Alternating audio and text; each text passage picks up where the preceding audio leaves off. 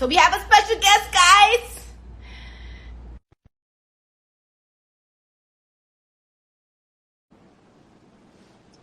Nora!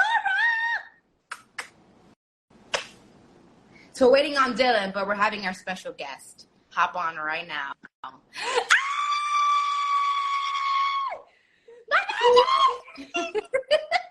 are you, beautiful? I miss you so much. You terribly. You don't understand. I know. It's been crazy. We have to catch up. A lot to do, but I will catch you up. Don't worry. But you're amazing. You're amazing. So I want you. I'm not gonna present you. I want you to say who you are, what you do, and why you're on here, and why Dylan and I wanted you to be on here today. Okay. Do you? I saw Dylan join. Do you want to add him in first, or do you want me to just go ahead? I'm gonna add him, but you can talk. Cool. So, hello everyone. I'm Phoenix Bell. I am excuse me. Hey. Oh, where did you go? Oh, bye. I am a psychic medium and a witch, and I've been both pretty much. I mean, I've been a psychic lifelong, but I've been a witch for pretty much as long as I can remember. I've always felt like I was a witch. I always embraced witchcraft. So the actual acceptance and calling myself a witch happened when I was a kid. So I've been there as long as I can remember, pretty much.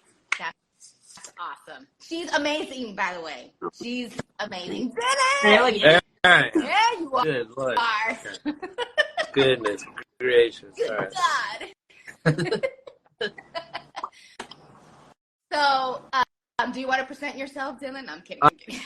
I don't know why I'm here. I don't know why I'm here, but I'm here. Hi, guys. I'm getting paid in tacos, so I guess. Yeah, man. Them tacos, man. Yeah. That's right. So, last week, we had Demons Part 1. And honestly, it was just demons. We didn't expect to do a Part 2. Yeah. But there was so many questions on the paranormal, the demons, and a lot of witchcraft. We didn't get to it. So we decided to bring you on because you know a lot about that. So. Yeah, we had a few questions towards the latter end of the live. So everybody who's watching now, we have Shelby, Phoenix Bell, who is our friend and companion in this weird world of the paranormal and all that good stuff. So if you have any questions for her and you'd like to know about what she does and what her specialties are, please feel free to leave a comment here. She does provide services as well. Yes. So you can actually go beyond just this live here. You can actually engage Phoenix in some work on her own. So yeah. And when I tell you she's amazing, she's amazing. So definitely. Yes, we had a tarot reading, I think maybe a year and a half ago, and it turned out to be right. Yep. Yeah, so it's pretty fantastic. Yeah. So anyone are definitely welcome to message me. I apologize. I was just going to interrupt because Viz for Valley says, I would love medium service. Husband died last year. Oh, man. Yeah, I'm sorry to hear about that. Perfect. I can definitely help out, though. Just message me and we can set something up. Yeah, she is legit, folks, for sure. In fact, let's introduce her with me telling a little story about our excursion together in Pasadena.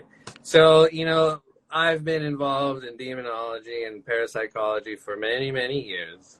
And you hear about, witch this, psychic this. So you can be pretty skeptical about it. But meeting Phoenix Bell here was a totally different experience. Why? Because this one particular night, we went to the Suicide Bridge, which is in the town of Pasadena. And Suicide Bridge is, the name speaks for itself. Many people have gone there throughout the 20th century, even in the 21st century, and jumped off of this bridge, and it's notorious for suicide. Okay, so we got our ghost hunting gear, and we went down to this place, me, my wife, Phoenix Bell, CRIMERELI, my brother Jody, and we went down there to explore.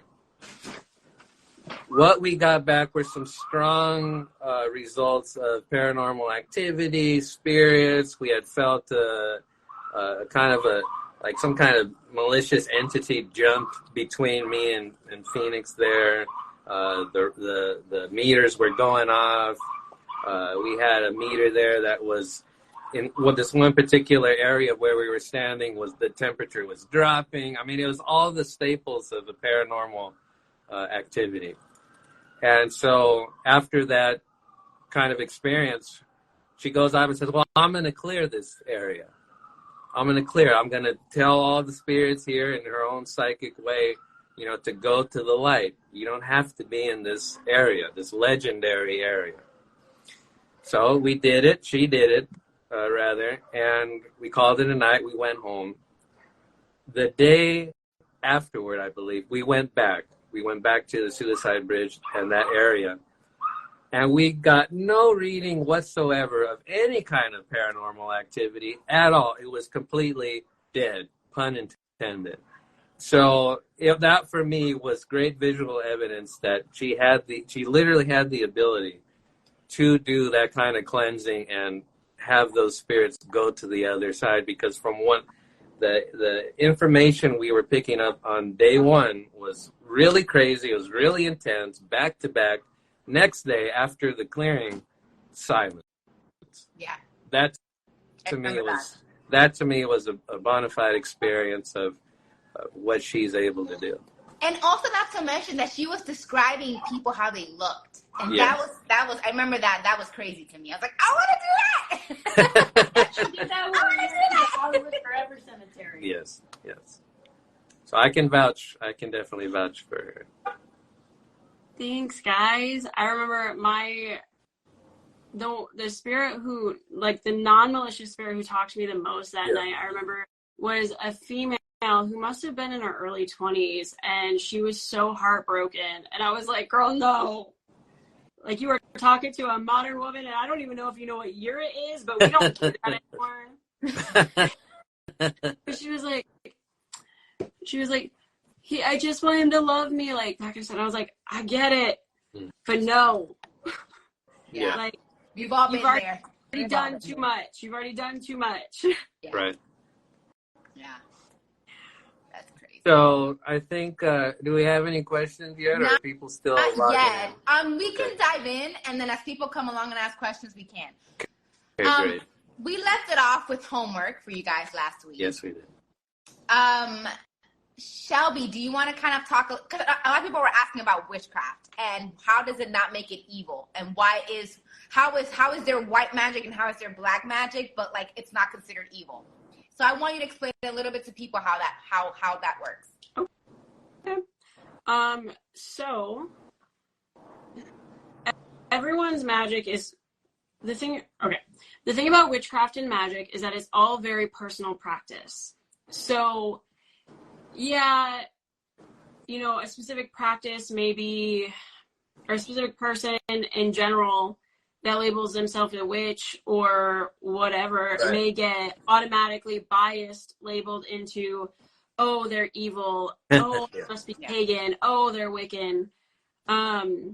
Whatever labels and biases we already have. But the truth of the matter is, it is very personal practice, and it's whatever you make it. Right. So now there are a lot of people who do label themselves as white practitioners, gray practitioners, dark practitioners, whatever. And if you follow those, typically what it is white magic it's always seen as benevolent, so it's always seen as really good. Right. It is seen as like healing and cleansing. It's like the healing, they typically don't do things for themselves. They only do things for others. Right. And they only do good things. So they will never wish harm upon another practitioner. They will never wish harm upon another person. If they have one of those fleeting thoughts, that's just, honestly, it's just a human thing of I hope stub your toe today. That's really hard on them, on white magic practitioners generally. They do not, they really, really strive to be only healing and positive and loving, and that's it. Well, and a lot of people, who prescribe to being a witch and psychic, they're very sensitive people. Am I right? Yeah, extremely sensitive. Yeah. Typically, yes. So, which is part of it as well. So I'm glad you mentioned that, because there's a lot of controversy in the witch community about this stuff. So I'm only gonna touch on parts of it, but that is one thing I've learned and I've witnessed is a lot of the white magic practitioners are trying to focus solely typically on the healing and positive, because sometimes those heavier emotions are just too much, or they just get tired of it. They get tired of having to deal with it, because so many people come to us for healing or for that positivity, whether they realize who we are or not. I can't tell you how many times I've gone through the drive-through and learned like the drive-through window person's entire life story when it should be a just give me my food and I go. So a lot of white magic practitioners get really drained and tired of that, and tired of having to do that whole cycle all the time. So they then choose to focus on positive healing and everything. And then when it comes to black magic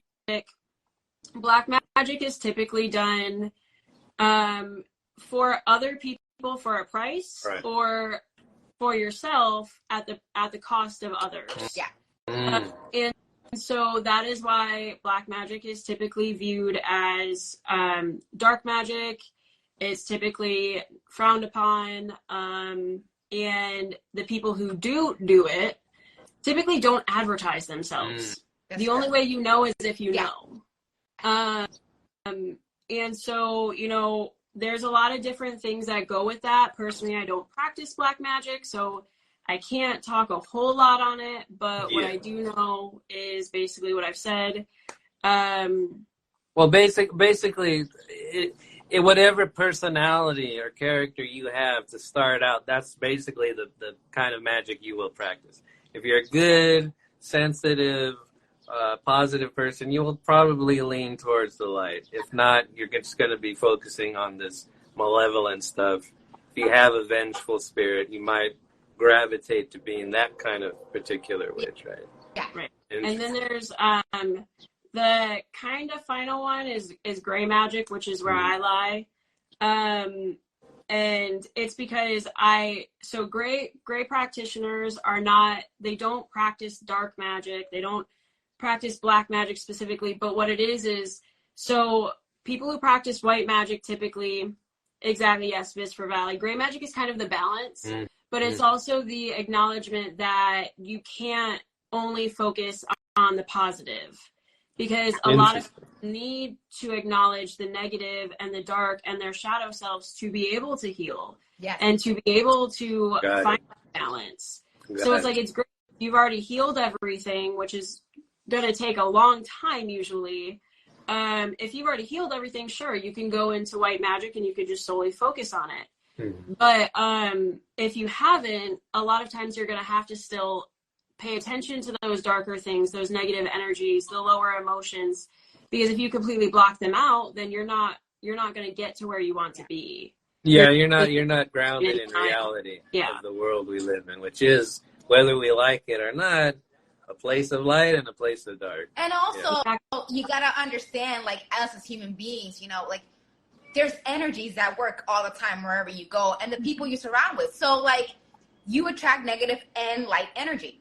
Oh, yeah. So no matter what you try to do, like, you can be the happiest, productive person, but you're always going to have some kind of negative energy because of where you are, who you're with, and that's just natural.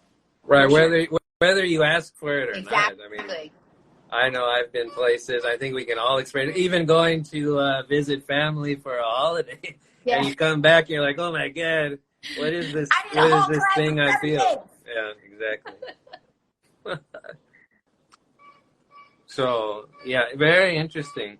Tarot, you're big on tarot. that I know. I love my tarot deck.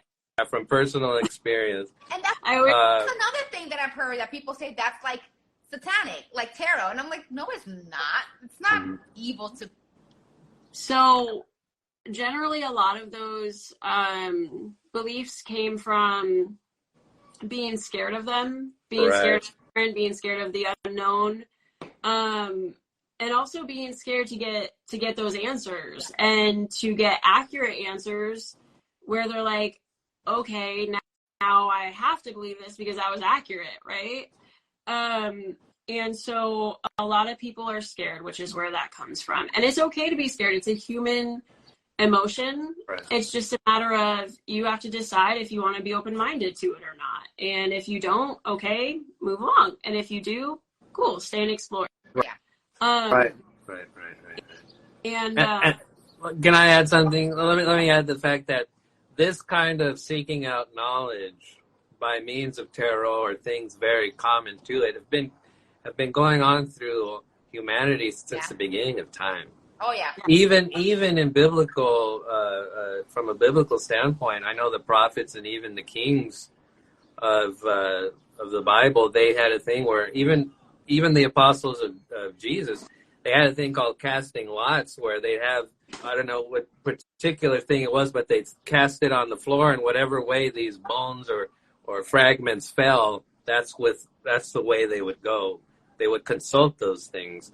So every religion, some way or another, has a kind of means upon which we tap into maybe a greater consciousness for help, for advice, for guidance. Yeah. Right. Yeah. So it's in all religions, I think.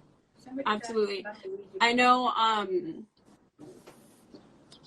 a lot of people think tarot started. I'm a terrible witch right now. I can't remember the name of the guy who came up with the original tarot deck, but that was done in, I believe, like the 1900s or 1800s. It was done fairly recently, but Dylan is not wrong. If you really look back through history and look back through what they were doing to figure things out, because we've all seen that they had wizards and warlocks and shamans and healers and all sorts of different people that could do these things. Right. They were just using different means. Like playing cards were a big one, and they still are. There are a lot of practitioners that only use playing cards when they're reading cards. They don't use the general tarot. And then there's the Lenormand deck, and there's oracle decks, and there's so many different things that all came around at different times. Yeah. Right. I think it's kind of built in our DNA as a people. I mean, you can even go so far as to say, look at how many people go on to google.com for advice, guidance, and how to live their life. And a lot of us do. It's kind of built into who we are. Well, speaking of games, someone said, hi, Carmi. Hi, Dylan. I love your videos. They're so interesting and great. Thank you. Playing the Ouija can be dangerous because in that game, you can summon spirits. That's a portal opener. And Shelby, you can explain more into that. Yeah, so the Ouija board, however you want to pronounce it, can be a dangerous tool. Absolutely. It can also be a very intricate and interesting tool. Like, it's one of those, it seems very basic. It has two pieces, right? It has the planchette and the board. But the use of it is actually very intricate. And if you don't do it right, yes, it is very dangerous. And even if you do it right, it could potentially still be a little bit dangerous. It really just depends on your intentions, what's around you, how you go about beginning, making sure you end it. If you start to feel a weird vibe, ending it. Right. Like not antagonizing anything you're talking to. There's just so much to it. Generally, when I've used it, and I will, like, I have personal experience from this. So I've used it two different ways. I've used it what I consider a safer way to use it, and I've used it what I consider an unsafer way to use it. And I definitely saw repercussions, or I definitely saw the difference. Yeah. So usually I would cleanse my space and the board prior to using it. Prior to calling out to who I wanted to speak with. And then I would cast a protection bubble around us, and I would make it very much that the intent was only the spirits that I wanted to talk to, or the person that was with me that wanted to talk to, could enter that protection bubble. Anybody else, any other beings, anything could not enter that protection bubble. And that usually gave a much better result of getting who I wanted to talk to in that moment. Now, yes, just because I always get this question of like, well, you're psychic, do you even need to use that board? It's fun to use the board. It is. Mm-hmm. It's fun to use the board. But it also, the other person, if they're not open to those kinds of psychic abilities, then they can't see what I see. They can't hear what I hear. They can't any of that. So this is where, for me, using these tools like tarot, Ouija board, dowsing rods, that comes in because it gives them a better visual. So it's not just them like staring at me going, okay, but like what's happening now, when I'm still like trying to listen to messages and stuff. So it makes it a little bit more interesting in the moment as well. Now, when I haven't, I have seen things come through that weren't supposed to.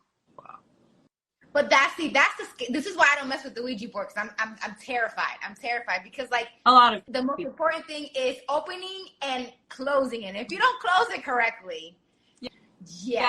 Like I have Homie and I are scared. And I are scared. I have a friend who did it, and from my understanding, I was not there for this, but from what I was told after, because it was another family of witches that I know, she had started it with somebody else. They decided to leave during, and so she had to close it herself. And because she closed it by herself, it didn't count.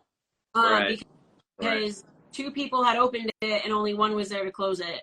And so they still had effects from it. So it can be very tricky, but it can also be very interesting if you have somebody that knows how to use it or, whatever. But it's not something I would just hand to like a teenager and be like, go at it, kid, have fun. Yeah. It's the spirit world is a very legalistic world. You have to, there are methods in how you do this. There are also intent is a huge aspect. Involving yourself in this kind of thing. And if perchance someone was interested in pursuing these kinds of things that we're talking about, just as in anything, whether it's painting or learning guitar, go to somebody that knows. First. First, because this is something that if you don't do it right, can have long-term effects. That's true. Yep. I have El Paso who wants to join. I'm going to add her on. Maybe she got questions for Shelby. Anybody got questions? Okay, I think I might have saw one more in the comments pop up. Hold on. Hey. Hi. How are you? Going all right. Needing a refill in my tea here. Now, are you Emily 6 or is that somebody else? No, my account is El Paso Nights. Okay. Yeah. Do you have any question for us? What's your question, El Paso? I know you got questions. Oh, yeah, questions. So, I'm very interested in what you do. I never met anyone who does this professionally, and I'm curious kind of how you got into it, what introduced you to this? And like I'm interested also in the tarot readings too. Okay. So, for the psychic stuff, I believe I was born a psychic because honestly, I remember noticing activity from a very, very young age and being very confused about it because I didn't really have anyone in my family I felt I could talk to about it at the time. And then a little bit later on down the road, or back it up, I didn't feel like I had anyone I could talk to about it because I noticed things and I did ask about it a couple of times, and every time it was very just brushed off, like, oh, it's your imagination. It's this, don't worry about it, it's nothing. And so that became kind of like, oh, okay, like, I mean, I am a kid, you know, they say kids are really imaginative, that kind of stuff. So I didn't focus on it a whole lot. Like I tried not to because I was actually scared of it for a while. Yeah. When I got a little bit older, I asked another family member about it, and they told me it was demons following one of my other family members that I lived with. And I was like, oh, cool. Like literally just throw the blanket over and it's not coming back out. Because at that point, you know, I was going to church with my grandparents. Like I knew good and evil. Like right. I loved the person they said they were following. And I was like, I don't know what to do here. So I did whatever I could to shut it down. Just like shut it down, which really didn't work. It just became a game of, okay, how well can I ignore this tonight? Like, right. How well can I ignore what I just saw? How well can I ignore the energy I feel around me? Knowing it's not someone that you weren't being validated, like in what you were seeing and, you know, witnessing, experiencing, because, and also just to add to your point, I think that I find in a lot of cases, they say that kids particularly tend to be sensitive to these things. And they target kids because they are vulnerable, and they latch onto them and that can continue on into adulthood, I feel. Also, kids Absolutely. have their third eyes are open. When That's what I mean. As we get older, our third eye, as we get older, our third eye kind of shuts down. But some of them, like Shelby, you know, continue to keep them open. Because we all have, I think that we all, and Shelby, you can correct me, but I think we all have the ability, if we worked on it, to open our third eye. Oh, yeah, for sure. For sure.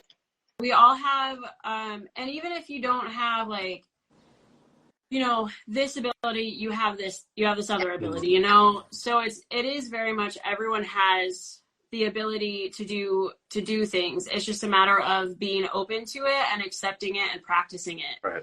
Now, for me, it kind of reopened, or I started to acknowledge and accept it as a teenager, because this person I was dating, actually, and I remember this so random, like I had already felt energies, like I'd already kind of started to accept it, but I really didn't focus on it.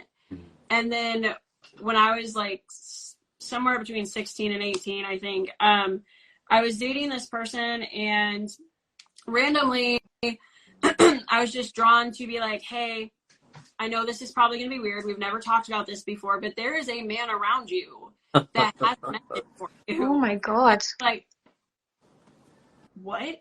And I was like, yeah, let me describe him to you. I don't know if this is really for you or not, but let me just describe him. And if you recognize who it might be, then I'm not full of insert bad word here. And if you don't, then I will shut up and we will both ignore that this even happened. So I described the person, and then my girlfriend at the time started crying and was like, and did recognize the person. And it ended up being a neighbor. So it was a dead relative? So it was a neighbor from when she was a kid that really helped her mom out with her and her siblings. And they got very, very close, but he was an older gentleman and he had passed away. And I think, if I remember, like, they didn't get to say goodbye and things of that nature to each other before he passed away because they weren't family. So he, you know, he wanted her to know that he was watching over them and that he was proud of her, and, you know, like that she had good things coming, because she was one of the people who, you know, had some unfortunate events happen in her teenage childhood area. And so from that moment on, I was like, damn, I liked that. Like, I liked being able to help her and give her that information. And I don't think I should ignore this anymore. Like, I don't think I should try to hide this anymore. And so it just progressively opened more and more and more to the point that I'm at now, where I do a bunch of different stuff that I never thought I'd be doing. Right. And then for witchcraft, I got into it. Like I said, I don't know if you were here in the very beginning, but when I introduced myself, you know, I said that I've been a witch for as long as I can remember. And I think I've, you know, if you believe in past lives like I do, I believe I've been a witch in pretty much every past life I've had on Earth. But or some sort of healer, herbalist, whatever. But in this life, I really got into it when I was in my preteen years. Mm-hmm. And I started sneaking it in my house and everything, books and doing like spell work that I had no idea what I was doing. It was just very like, I did exactly what I was drawn to do. Right. And generally I got a response from it. So I just kind of kept going. Very cool. And I assume you like sort of read a lot of books when you were younger too, just to kind of wrap your head around what you were, experiencing as a child. So I didn't read a lot of books on psychic activity. I actually didn't read a lot of books on any of the activity. I read a couple, but I also, because I had to sneak stuff in, I didn't sneak a lot of books in because obviously it's very clear on the title, and I knew I wasn't going to be able to be that sneaky with a book in my house. Is that because you had religious parents? Did you have like, were they Christian or, because in some religion they don't, they frown upon any of this belief. Yeah. So I mean, I lived with, at this point, I lived with my grandparents and my dad, and my grandparents were very religious. They went to church every weekend. But my dad also, even though he didn't go to church a whole lot, he was very much like, not in my house. Like, you can do it out there, but not in my house. Right. And I was like, the only place I can do it is your house, so I'm gonna do it in your house. So I have a question for you, Shelby, as you're talking about this. And it's kind of going into that. Witchcraft and all that, sometimes you summon up things that should not be summoned, right? Yeah. Demons, right? Yeah. What do you think about that? What do you think about possessions and demonic, like people getting attached to you? Do you believe in, like, when you are coming down onto earth, do you believe that there's entities that attach to you as you're coming into this earth, and maybe as you're born, this entity comes with you? Like, how do you feel about all that? I mean, I don't know if I've specifically heard that theory about it, like, attaching to you on your way into your, like, infant self. Mm-hmm. But I have heard of it where, maybe you're astral traveling, or you're traveling in your dreams and you don't realize, and things attaching to you there. I've also heard of other beings trying to create soul contracts with you in your unconscious state. Yeah. So, which I do believe that can happen. I believe it's happened to me. And one way to help that is when you wake up, especially if you feel kind of weird, like you feel like maybe you had like really vivid dreams of weird stuff happening, or is there like kind of have particular imagery in those dreams? Sorry. I would say like the hard part is the remembering. So you might have a really vivid dream and you might not remember any of it. Right. But you might also have a vivid dream and remember all of it.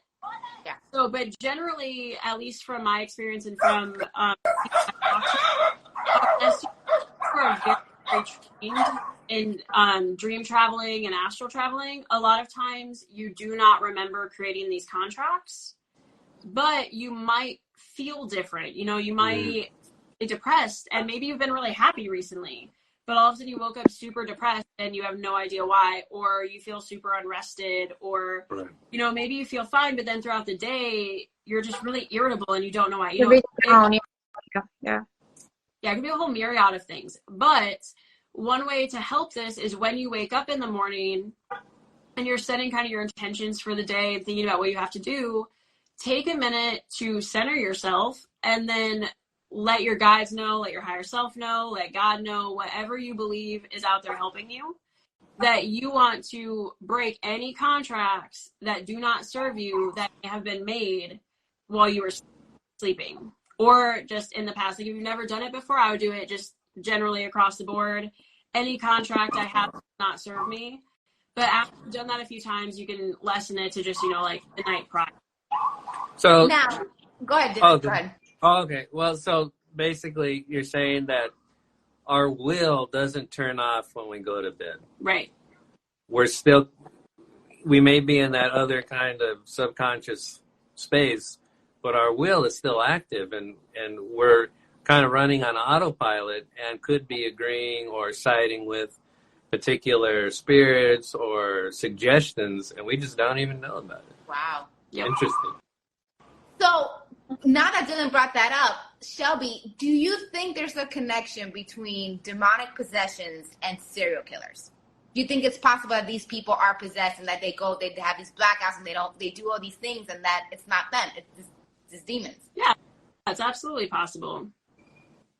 It's also possible that they're just really twisted human beings. It's possible that they are, something incarnated on Earth that wasn't supposed to be here. Like, there's a lot of different possibilities, but it absolutely is possible for them to be possessed by a demon. And I think maybe not all of them, but I think some of the serial killers who have gone up, like, crying and be like, I don't know, like, I was not, basically, like, I wasn't here for this, like, my body was, I was not, very well could be. Yeah.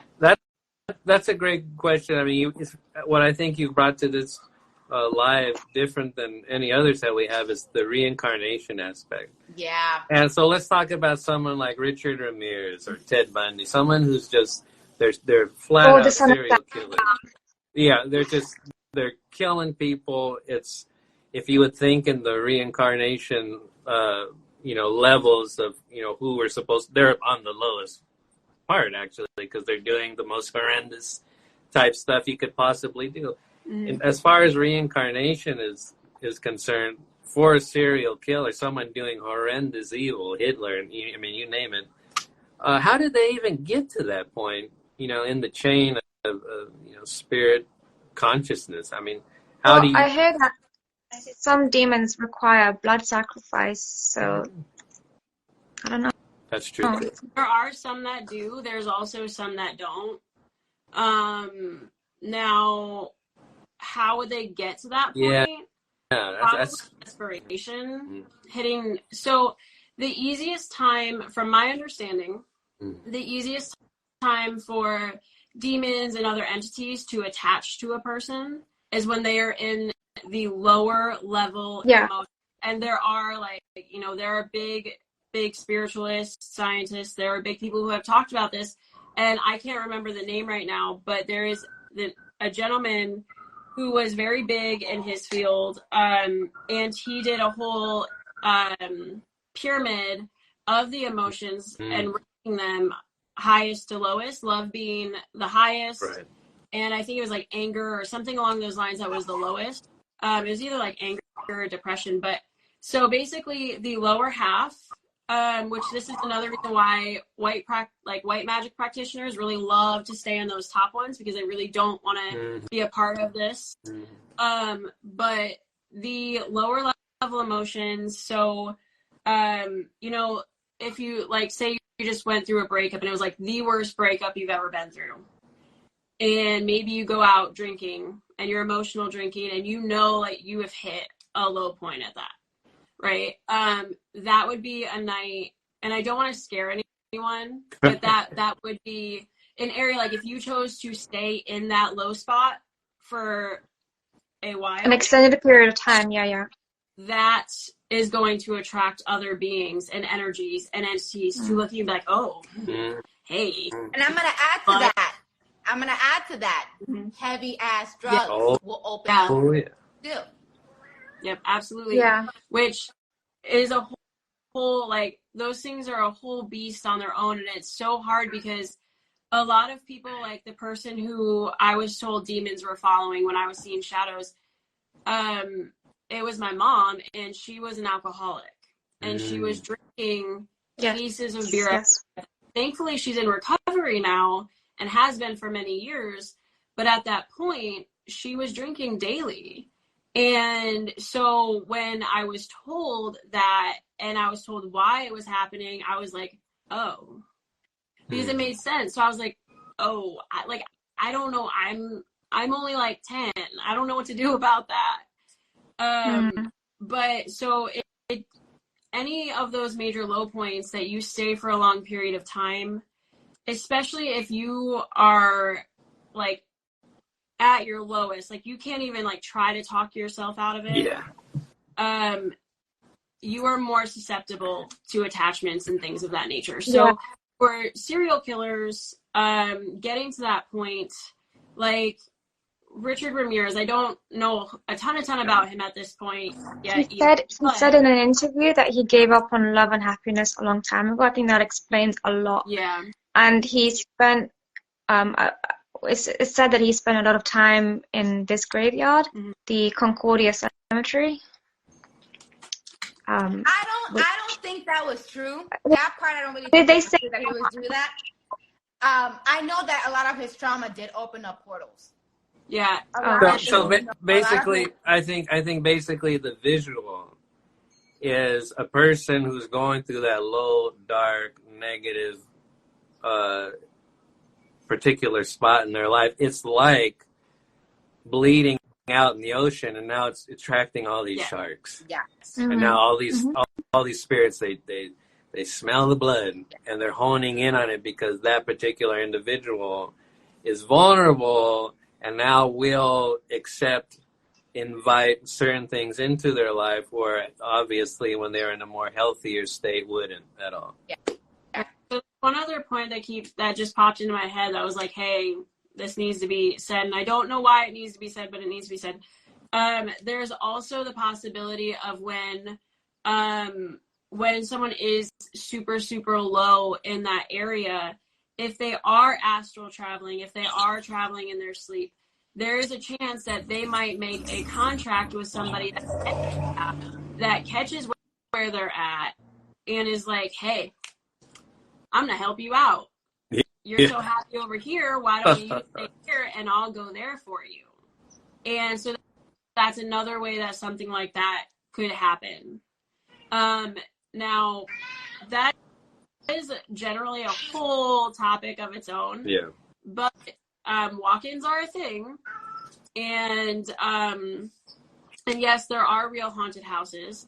But walk-ins are a thing, and that is definitely a way that could potentially happen, is to be astral traveling, make it, have someone or an entity or whatever find you, change their appearance or whatever to look like they're offering you some really magical thing, and then you stay there and they go take over for you. And can I ask, is there like, do they kind of give some kind of a sort of an invite and you can choose, like, how do I explain this? Is there a way that they possibly invite you? So generally it's said that, so just generally about possession in general, it is said that initially, even if it's not, like, even if like, say I'm not like, oh, hey, yeah, you can come in. If I even have like the intent of acceptance, the intent of, okay, yeah, I'm tired, you can come take over for a little bit, it could happen. Or if I'm super, super afraid and I'm super, super scared and I can't get that no out, so they could potentially make that a yes. So that's why intent is so important. It needs to be very direct, like yes or no. Not a, oh, well, maybe, I don't know, it doesn't sound, but no, yes or no. Yeah, no. For sure. And so when it comes to astral travel and walk-ins and stuff, so generally there are walk-ins that would be considered, I guess, good things. Like, it's not a possession in that nature. It's just a, hey, something happened on the spiritual side that they're like, this needs to switch. Which is very weird when it happens, because if not done, I don't know, it can cause weird stuff. But there are walk-ins like that. Like I said, those are a whole nother topic for a different day. But, or if you have a bunch of questions about that, you can message me. But if it were to be more of a possession type and it was an entity, they would still need some sort of acceptance, some sort of something from you. Right. But especially if they're trying to get that, they're gonna come like they can sell ice to Eskimos. They are gonna be prepared, so you have to be prepared with a yes or no. Oh yeah. Yeah.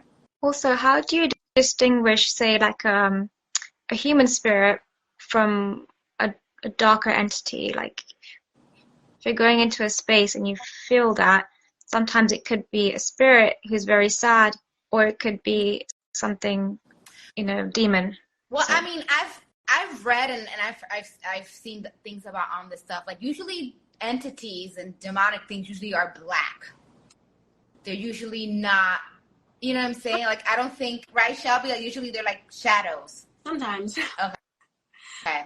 I've seen ones that look like little girls initially. That's true. So This I is mean, true. like it's really hard to decipher what they commonly look like versus what they should look like versus what they do because look from what I hear, they never show themselves in their true form. They always kind of mask themselves as something other, as a form of deception, like.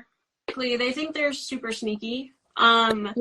So what I learned, and yes, a lot of times, especially if they're trying to scare someone like a child, they probably are going to come in a really dark way, a really dark manner. Like, I don't know if you guys have heard of the Hat Man. Yeah. It sounds familiar. They can, Emily. But what happens is, or what my best recommendation is, and what I learned to do is to always do a second take on the energy. So, when the last time I saw something came as a little girl, at first I was like, oh, okay, like you're a little girl, just looking out the window.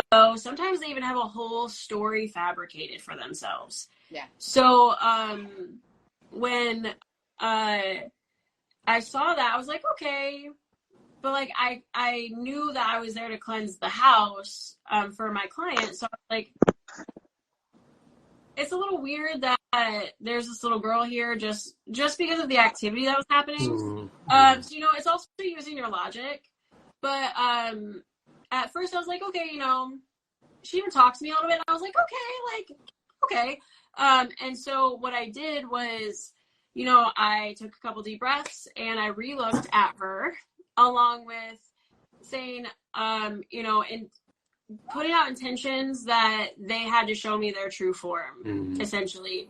And that, because in our plane, we are the physical beings, right? We can touch, we can feel, we can hear, see, all that.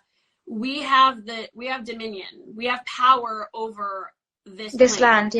Yeah. So if something enters our plane, we have power over that. Now, there are some beings and deities and stuff that, you wouldn't want to dispel, but there are things like demons where you would.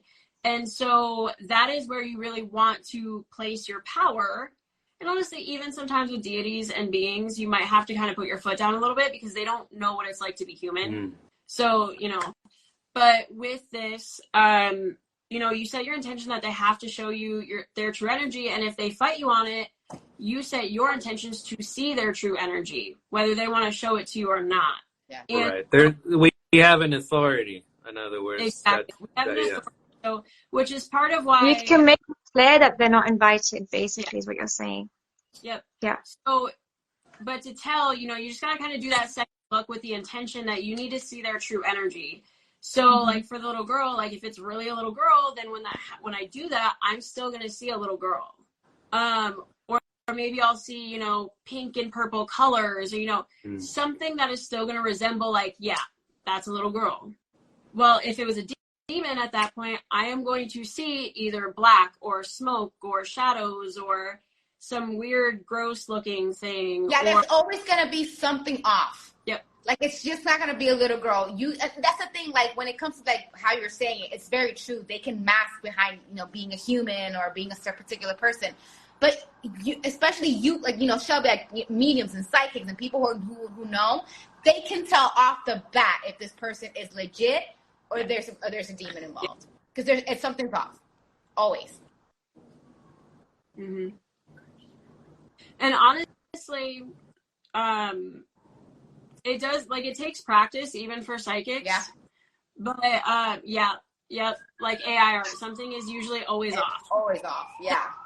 So it's just a matter of learning what those things typically are, and versus what the common misconceptions would be. Yeah. Interesting. Any questions in the chat, guys? You guys have been awfully fucking quiet today. I feel like I've seen a Yeah, I couple saw kind a couple in No, there. there were a couple comments. It wasn't totally quiet. of Byzantium vampire. I mean, question-wise, El Paso. Thank you. So how often do you have to dispel misconceptions as to what demons can and can't look like? Thankfully, I feel like I've gotten pretty lucky, and most of my clientele that has asked me what they look like, they're just like, "Oh, okay, yeah, keep going." But if I'm just having a conversation about it a little more often, but I don't get asked about what demons look like too often. I think a lot of people just don't want to know, honestly. Like they just, they're just like, "No, true. we're good." Question: Can black magic be reversed? That's a good question. Yeah. Yes.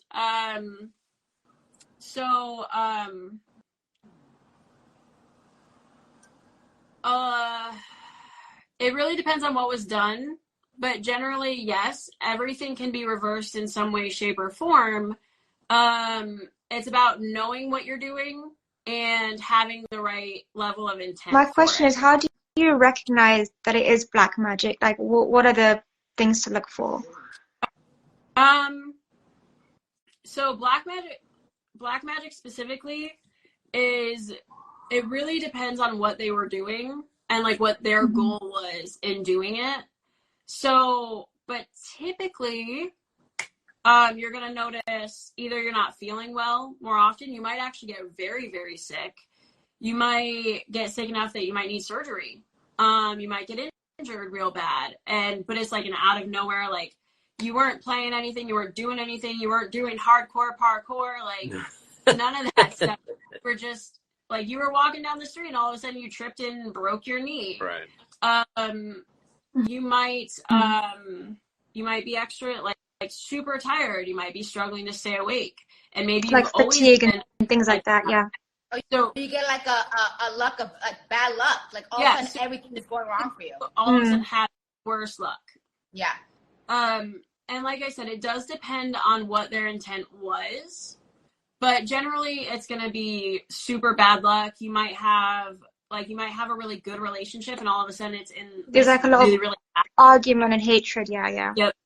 You might, like, your personality might change, or maybe you feel like everybody else's personalities around you changed, or, all of a sudden, like, you're hearing things or seeing things and people are telling you you're crazy because that's never happened. So can it also manifest in your dreams? Like you have having nightmares and things like that. Yeah. Oh yeah. Mm-hmm. So, but let me say this: that happens. But would you say that if you are protecting yourself, if you are doing daily things, and things like that, you're building up a wall of light, and you have whether God, your angels, spirit guides, if you're intact with that consciously daily, those kind of attacks, not only are they repelled, but it goes back to that particular person almost sevenfold. The going back to them, it's also a very personal practice. Right. There are people who just, like, their whole culture believes that. There are people who believe it for themselves, and there are people that don't. Personally, for me, I usually set my intention to send back anything back actually to Mother Earth to be restored into positive energy, because that's the thing about witchcraft and magic and spirituality is our intention is so important. Like, it's actually like strong. It can have a strong effect. Yeah.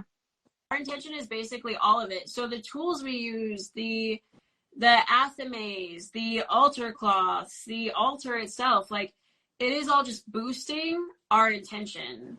And it's we're putting our intention into those tools to help us continue this, that intention for us, so we can move on and do other things that we need to do. Yeah. Right on. I mean, I've had people in my life try to do some nasty stuff to me, and it's never attached. It's always gone back to them 10 times worse. And I don't even want that.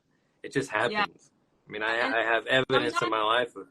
And it's guys, just, their deities, whatever, take over, and they're like, no, like, you didn't deserve that, or no, exactly. like, projecting. So now it's their turn to see what they're trying to exactly.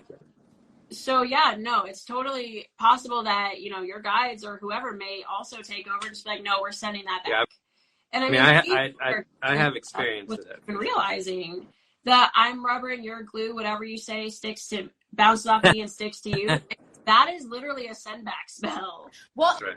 It's like people who don't know about these things and they mess around with it, trying to hurt people who don't deserve it, don't understand that what you do is karma. Yeah. You get that back 3 times worse. So if you're in there desiring really bad things to someone who didn't do anything to you just because you're on a anger spell right now, just know whatever you're sending is coming back to you and you ain't gonna like it. It's just the law of karma. There's a price to pay. Yeah. So for sure. Real quick, I'm gonna answer whether in this world or the next. Yeah. I'm gonna answer Emily 6 because they've popped up a couple times with a question. So I've gone to tarot readers and they claim my dad had black magic done. What should I do? And I know it was a little bit more in depth up top, but it was basically the same gist. Yeah. So I'm assuming if you've gone to readers about this, that your dad has had some weird energy or has been done some weird things, or, you know, something has triggered you to know that you wanted to know more about why your dad was acting the way he was acting, or why he was sleeping so much, you know, whatever the case may be. So let's roll with that for a minute. So now there are ways that, you know, like, there's ways that I've heard of, and this way specifically is on TikTok now, but I've heard of it also off of TikTok, where if you take matchsticks or toothpicks and rub them behind your ears, one on each side, and then you drop them one at a time into a bowl of water. If they touch, if they cross, if they go parallel, like, that all means something. So that is one way to tell for certain if you have egg. You grab an egg. I was going to say there's an egg trick too. Egg cleanse. Now, the egg cleanse is I believe it's a Santeria practice. I could be wrong on that. I apologize. There's so many different practices. I apologize. But it is a Spanish Mexican tradition to do an egg cleanse. And that one helps cleanse the energy or whatever has been sent to you. But at the same time, if you crack it into a jar or a clear container, don't look over like a the glass top. or something. That is the general thing, is you don't look over the top, and just to make sure the energy doesn't come back to you from seeing it like that.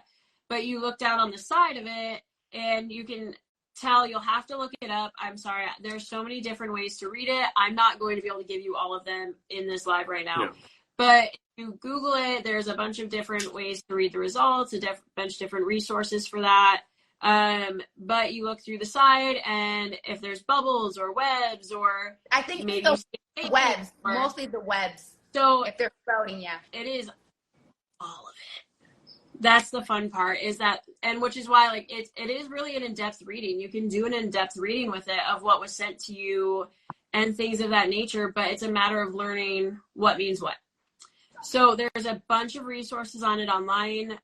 You can look it up. Just look up spiritual egg cleanse. I think that's the easiest way to get exactly what you need there. So spiritual egg cleanse and how to read, like how to read results. And that will give you what you do with that. But for what you should do, I mean, an egg cleanse can work, as well as initially, if you want to know who sent it or what was sent, you can also try meditating on it, and setting your intention. Good night, Brandon. But you can set your intention to your dad and the energy and basically who sent that to him or what they did. Because that's the thing, if you can figure out what they did and how they did it, you can start to untangle that web. And there is a spiritual trail. I mean, you can find out who is messing with you. Yeah. I think that's a big misconception. Is people think that they can, I'm going to do this, dastardly deed to this person, and think they can get away with it. I mean, if they have the power, the other There's person always a way can to trace it, definitely, yeah. Yeah. And I don't want to say all dark magic, but generally, from my understanding, a lot of dark magic has some sort of physical tag lock to Right. it. So whether it be hair or fluids or... I was going to say you need a piece of the person, a name or something. Yeah. And generally, they might put a piece of their own in to help strengthen it as an offering. Mm-hmm. So if you can... that kind of fuels that you can figure out who did it if you know how to do so. But yeah, does that help at all?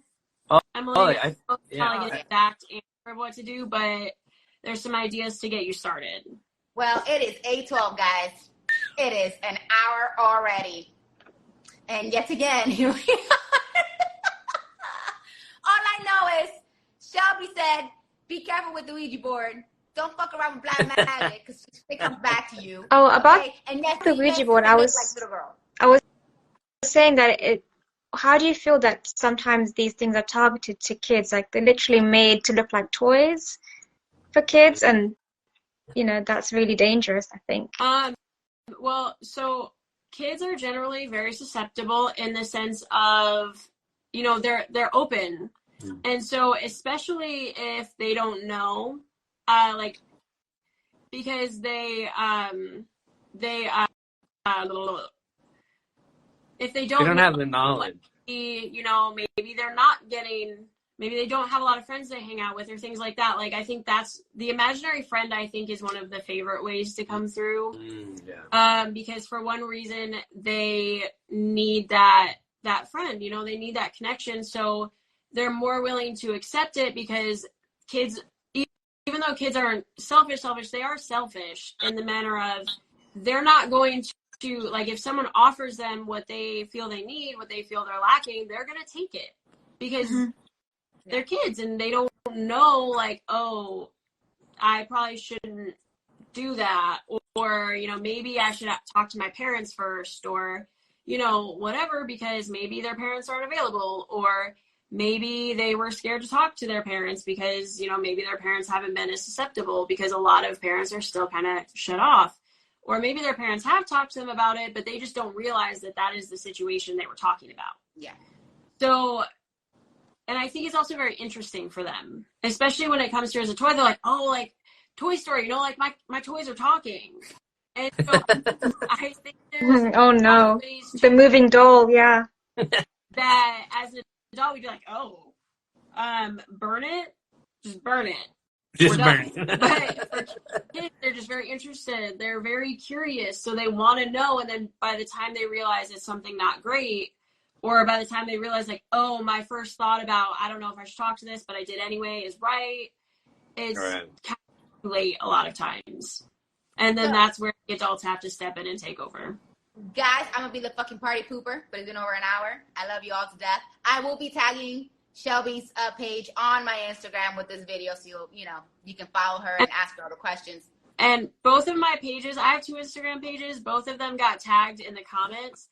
You can message me on either one. I am more active on Death Moth Artistry. That's what I'm tagging. But I also will answer on that ADHD Witch 17, which is also my TikTok name, where I have like readings and other things posted as well. Awesome. Next week, Dylan, what we'll do is, because we ran out of time, we'll probably, me and you randomly, will probably just sit down and pick 2 serial killers and we'll talk about them next week. So 2 that we haven't heard. Because why not? Because it's random fucking Thursdays and we can do that. So we'll do that Thursday.